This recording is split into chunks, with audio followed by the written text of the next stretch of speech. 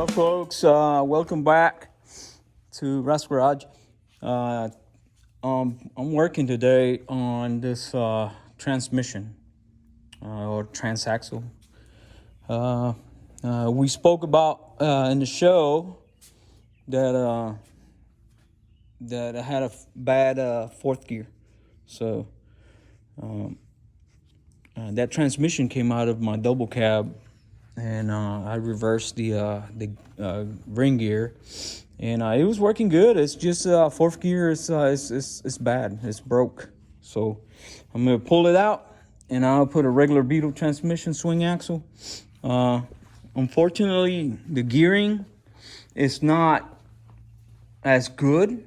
Beetle transmission has got a 437 gear, ring gear, and this one has a 412. But it is what it is. We can't.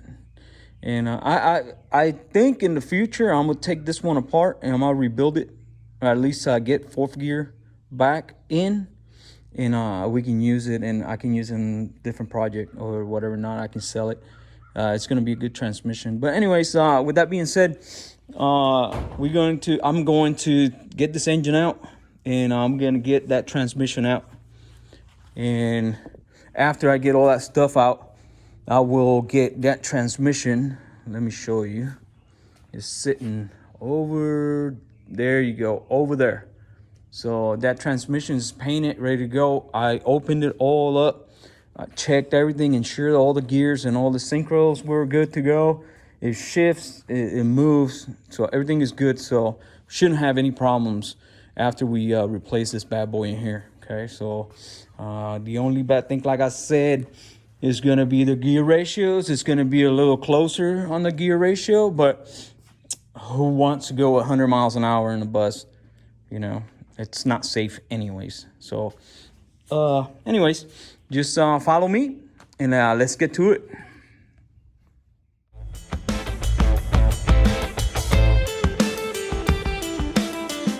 All right, folks, I've been working on this transmission, and I just want to show you something. So this is a 6-bolt case, right? So early case, and I'm doing the grinding around the bell housing. So I'm gonna show you. So whoever did this, they just came in here and just went way too far, you know. You see, this is the older one, the one that came out. So the only thing you gotta do is just take some of this 2 spots, this spot right here, and this spot where the bushing goes. And then after you take a little bit out of there, what you do is you bring the transmission over to the engine. You can do this mounted after you take a little bit, and then let me get the stand right quick. And then I seen this Mr. Arvisu's. It's from Texas, and he did this, and I just learned it from what he was doing. And I think it was the easiest way to do it. And what you do is you just turn your crank little by little, and you turn your crank. Oops, there you go. Let me get some gloves, because I just hit myself. Get some light. So you get your transmission in with longer bolts, right?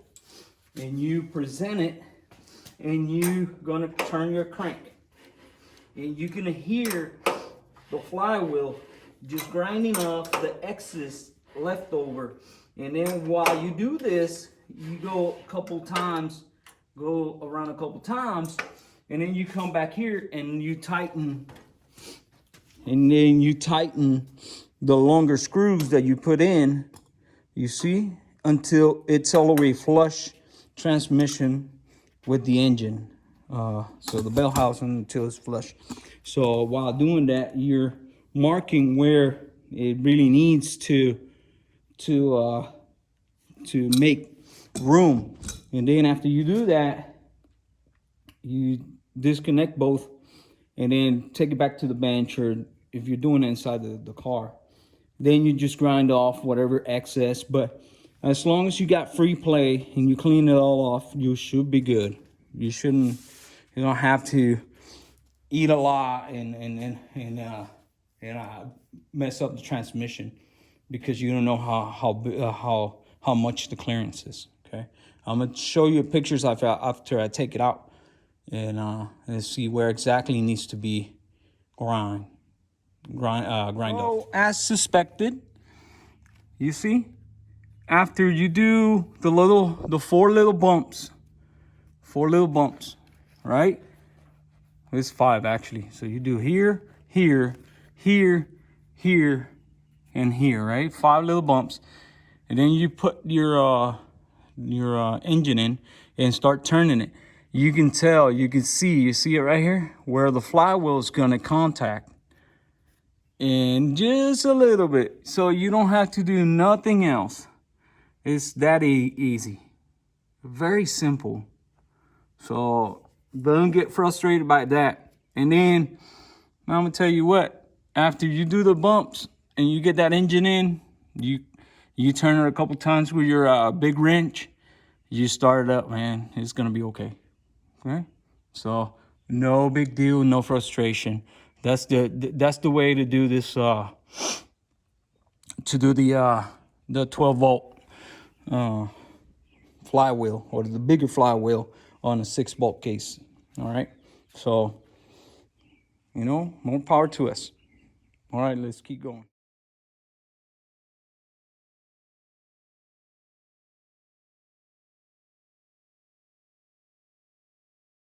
All right, peeps, I'm gonna show you how to do this satellites. A lot of people always having issues because they can't get them, or they're hard, and then they put the axles in and or the shafts, and you have struggling because they're too tight. And whoa! And I'm gonna show you why. Okay, I'm gonna show you why. Look, I don't know how you call this, but it looks like a spade. All right, so this is the satellite for the differential. This is what transfer the power from one side to the axle. All right, and then it's not held. It's got these wedges over here, half moon, right? And sometimes you take this axle out, or this shaft, and you put it in, and then you force the Jesus clip, this Jesus clip right here, you force it in there, and then when you're going to move the axle up and down, it doesn't. It just locks on you. It's because this right here is not where it's supposed to be. It's not in place, okay? So how do you do this? The best way is taking it out. Because the problem is, when you put these 2 wedges in there, they tend to come and fall off. You see? And then when you put the axle, you put the axle in, it's not gonna go in. It's really awkward. So what I do is very simple. I just stick my finger in the back. It's got a little hole back here, see? Stick my finger and keep them straight and put the axle in, and bam. That's it. That's how it goes. And then after you do that, you just slide it, but then you have to hold it there, because if it falls, then you won't be able to move your shaft, your axle back or forward. So it needs to be all the way to the back. All right, so, oops, you see what I'm saying? It's this gloves. So it fell. What you do is you just put one on the left and one on the right. One left and one right. And you stick your finger through the back. And then you line them up. And then you put your shaft in. And hold it. And then keep it straight. And turn it. It should turn. You see? Now it turns. So now what we're gonna do is we're gonna put a support right here. This jack stand. Oops. Pain in the butt. Really? Okay. All right. So ensure that the axle is freely moving up and down. All right. You put the support so that way it won't fall off. And you get your washer. It's got this big washer. Ensure there's no dirt.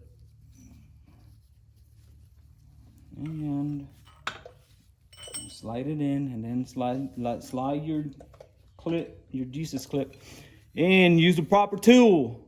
Proper tool. This is the proper tool. It's the big split ring pliers right there. Proper tool. Okay. Now, you get this. This washer has a little half moon sticking out, so you got to find out where that is on your carrier, on your differential carrier, and then just put it in there. And it went all the way in. Now you got to put your clip in and bring it all the way in. You squeeze it and bring it in, turn it, and that's it. That's it. It's in there. And now, to ensure your axle moves up and down, in and out. Not in and out, I'm sorry. It moves in and out, but it moves side to side, up and down, okay? And that means it's placed the correct way, all right? Small tip, but I'm telling you, it's gonna take you a long way. Folks, another tip on when you're getting this axle tubes in, okay? So I know when you buy the kit, it's got like a bunch of these gasket for these tubes right here. So it's not that you have to put all those gaskets. Those gaskets, the reason for them is to get the space, the separation, or the tolerance that you need for the axle. Because if you put 2 leads, that your shaft is going to be really tight, right, going up and down. And then if you put too much, it's going to be really loose. So there's a tolerance that you got to follow. So what I would do is just put it in with one, and then get all the nuts in and just nug them. And if the shaft is fine, it's got plenty good play and everything, just leave it like that. But if it's tight, just take it back off and do it again and put another seal on there. And while you do that, ensure you take your bearing out, because your bearing is pressed in. So that's the final step. So after you do all that stuff, then you got to put your bearing, your spacer, your bearing, and then, you know, when you put those rotors in, they're gonna get pressed in. Okay, so just food for thought. All right, folks. So here we are. I completed the other side. So just a trick. All right. After you size up and ensure, you locate your axle where it goes. Okay, because you gotta locate. You can still spin it, but then after you do this, you can't. You gotta undo it. Now, this is wrong. This is supposed to go up here. I'll show you in a little bit. And just put a little bit of silicone here. A buddy of mine says it's better put, more silicone than not enough and have a leak. Okay, so a little bit of silicone around it, and you should be good to go. And I'm gonna show you what I'm gonna do with the bearing. Okay, so stay tuned. All right, folks. The boot. How does the boot go? I don't know. It's supposed to go in the book. In the Volkswagen book, it shows the boot just like this, facing that way. But everybody says that it's not designed like that anymore. It's designed to be 2. It's designed to be 2 or 10 or 2. So that is 10 right there. So the vehicle travels this way. So if I have it, well, that's 2. If I have it like this, and the vehicle's traveling that way, we might have a little bit of seepage through here. So I'm gonna place this boot this way on the 2 position. People say 3 o'clock, people say 9 o'clock. And I'm gonna set it right there at 2. Okay? I guess 2 it is. And then we're gonna push it in.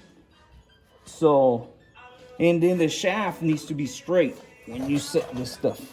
Okay? And then we're gonna, I'm gonna hold it here. I'm sorry, I got some music, some country music going.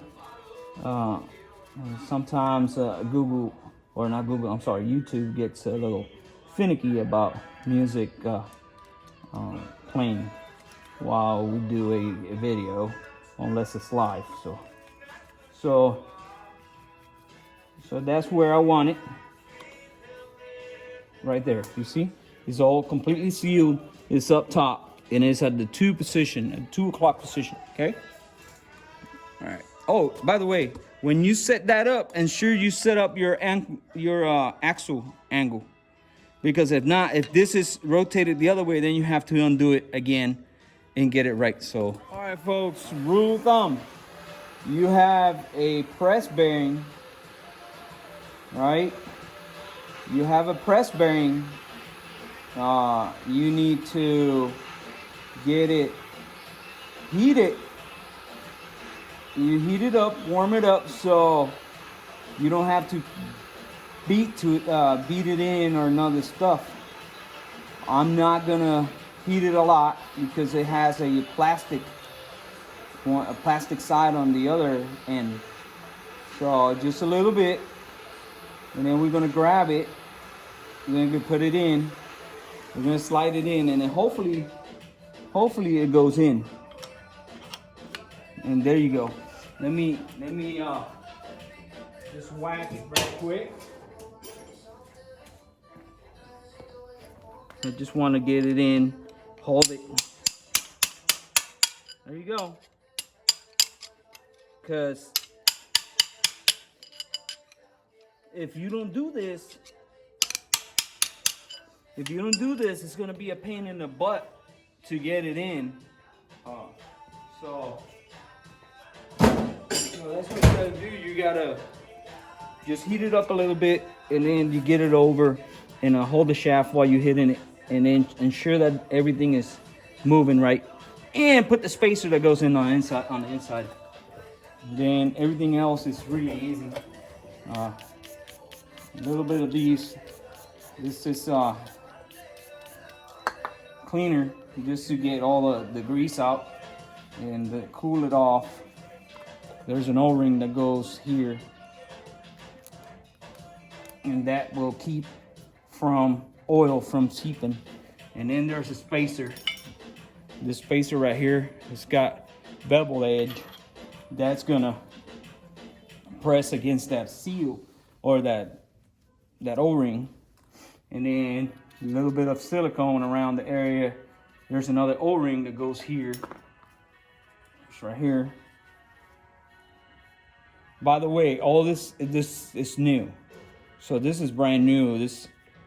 All this, what you call it? I had to, when I put this stuff the first time, it's all new. It's just I had to take it apart. For the people that don't know, I had to take it apart to get it because transmission was bad. So now a little bit of silicone around it, and we're gonna put the brake brace or the bracket, and it goes that way like that, and then the cap. Okay. Hey, hello folks. It's next morning, the morning of a Saturday, and I got the transmission in. Transmission is in. Everything is good to go. I just gotta tighten up the rotors, or the big nut to the shaft. But I've been working on something else. Since I'm gonna do dual carburetors on the bus, I want to put a electric fuel pump just to keep, you know, good fuel pressure and for aesthetics. So I could take that ugly fuel pump that goes on the front of the block, take that bad boy off. So this is what I did. There is the fuel pump, and that is all the I put a relay. That's how you're supposed to do it. You have to put a relay in, and then because you don't want to take power from the from the switch straight, because then you probably have some interference and your vehicle might be, you know, you turn it off and it'll keep running because the pump is running. So to eliminate all that stuff, you use the switch wire to, you know, start the relay, and then the relay will start the pump with a, and then the pump will have, with a fuse, will have a wire straight to the battery or to the starter there. So that way you have no interference with the switch itself. And there is a fuel pump. It's only 2 to 4 pound. In the end, you don't need nothing else, no more for a carburetor. And then I still have a regulator. So that regulator there, it's going to be set up at 2 pounds. That's it, probably 1.5, it all depends. You just gotta look and ensure that it's not flooding. So if it's flooding, then you have to turn it down some. So I got everything squared away. I need to do the brackets for the brake lines. I do the 2 brackets. I gotta do the calipers. Well, I did this one already, so I gotta do that caliper over there.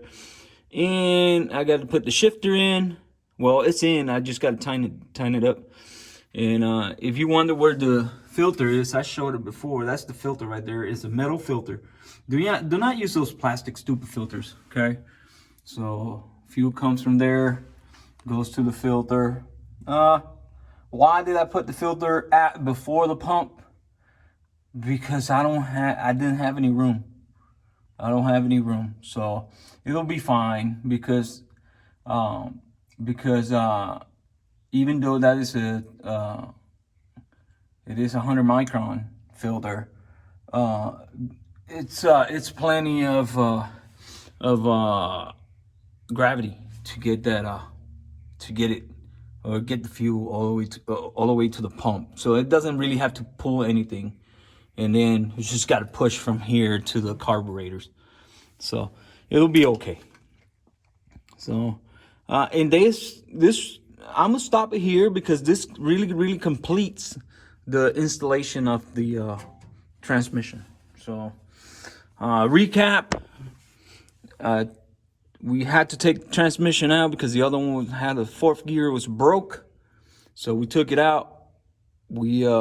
I had this transmission, took it all apart, inspected it, ensured that everything was good on the inside, everything was good, put it back together, clean it, painted it, set everything up, and we placed it in. Also, we did the clearance for the 12 volt, because this is 6 volt transmission, and that's on this video. Everything's on this video. So and that's about it.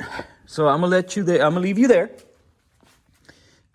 with that, and I hope you enjoyed the video, and hopefully you can you know, push it forward, share it, and like it, and I'll see you next time. Okay, all right, bye.